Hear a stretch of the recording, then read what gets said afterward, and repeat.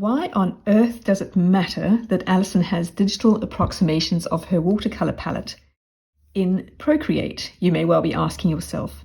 And I certainly asked myself that too when I realized I had kind of recreated my watercolor palette digitally. But I figured out that it actually is significant, and hence this video where I'm going to walk you through that significance and how it really does inform the way that I use color digitally, how it comes back to how I learnt in the analog world. So these are the colors that I have spread throughout my palettes. I don't have them as a separate palette. And so what I'm going to do here in this video is walk you through where to find each of these colors in the color manager, in the palettes that I've given you in Procreate. And then I'm going to show you how I use them digitally in a similar way to what I do in analog world, so that you can get the underlying technique of building up color.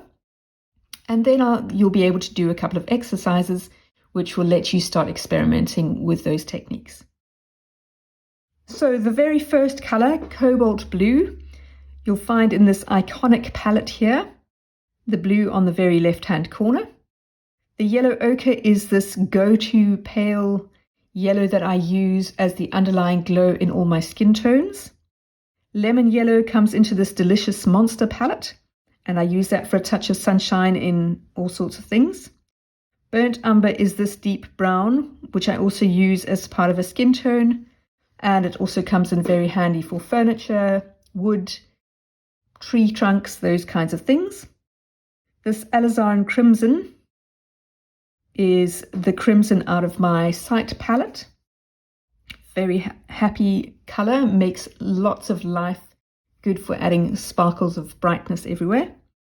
French ultramarine is this navy, also in my Sight palette, but more in this skin chinos in general, and it is absolutely my go-to for adding shadows. And the final one is Viridian. Now this is the least like the actual watercolor color, but it is a deep green that I use. And you'll find it again in the Delicious Monster palette here. I use it for all sorts of versions of green. So those are where to find the colors. And now we're going to dive in and take a look at how I use them to build up various things. So let's start off with a skin tone demonstration. So with skin tone, I always start with yellow ochre as my underlying color. Make sure that we're using a custom watercolor brush, and my default, especially with skin tone, is to start with 10% opacity because skin tones are quite delicate. You're working in very small areas comparatively, which means you don't have a lot of room to move. You don't want to be building up too fast, and using a pale opacity like 10% really works. I'm just going to take a look and make sure that we are in the right layer. And let's make sure I've got my brush size set all the way to the maximum. So if I want to build up skin tones, I'll start with my brush really big, and I'm just tapping around like this. Now you can see when my brush is this size, I don't get a lot of streaking. I'm literally tapping and swirling, I guess. And I build up that underlying color. Then I go in with something like this, and I can build up on top of that, get a bit of a blush going. And if I want to, I might put a rosy cheek like this. And that would be pretty much it for a skin tone. If I wanted to, then I can go and blend a little bit, smudging around to smooth that out. But more about that later. So that's how I build up skin tones, using yellow ochre and then some of the other colors from my skin tones palette. Now where this originated was in watercolor. I mix yellow ochre and alizarin crimson, and I mix them together, and then I use that as a blend. And as you can see, that pretty much gives me a skin tone color, doesn't it? If you look at yellow ochre like this, and then alizarin crimson over the top, you end up with a skin tonish color there.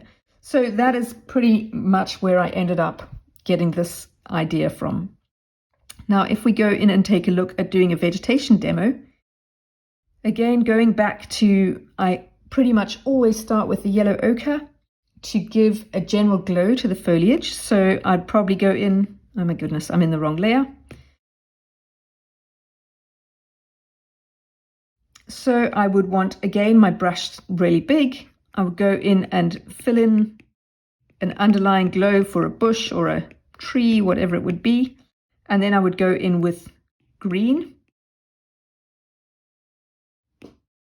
And what happens with all sorts of foliage, the green tends to get deeper. There are deeper shadows within the green and also towards the center, say, of a bush or something like that. So I might go back with my yellow and add a few more tones around the place. And then I go in with my French ultramarine for the deepest shadows in the very center. So where I've already got deep green, I might just add in a little bit of blue to give me sort of shading. And just to add in all sorts of tones. And with this, I might go up to a higher opacity because it's a bush and I want to work faster. It's not as delicate. I can afford to be a little bit more heavy-handed, I guess is the good word. And sometimes I would go in with the yellow, lemon yellow afterwards, and I would just put a dash of sunshine over the top. Like that, you start to build up a sense of foliage. And we'll do this with specialist brushes as well.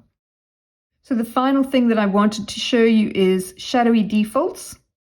And with shadowy defaults, my shadowy default is always French ultramarine. It's quite strong, so I tend to start with it at 10%. And I put it over all sorts of things. So let's go and just pull up our say the skin tones. Let's go with skin tones. And with my 10%, I would go in and put in a shadow on a face like this. This is where you'd probably reduce the width of your brush to get a more precise look. And I can put in a shadow. If it's a hard shadow because the light is coming directly from one side and no light is at this side, then I could leave the shadow hard. If I don't want a hard shadow, then I can go in and I can use my smudge tool to just smudge off that transition between the edge of the shadow and the rest of the color. So that is where I use my French ultramarine. And if you look at it here, oopsie, let me go here. I've got a similar thing going on there. So just by going in and adding French ultramarine over the top, I cool everything down. That is my shadow go-to. And this, again, something that I learned in the real world of analog color. So that is why I have digital approximations of my watercolor palette. That is how my analog watercoloring career, as it were, really did inform and helps me on a daily basis with my Procreate problem solving when it comes to color.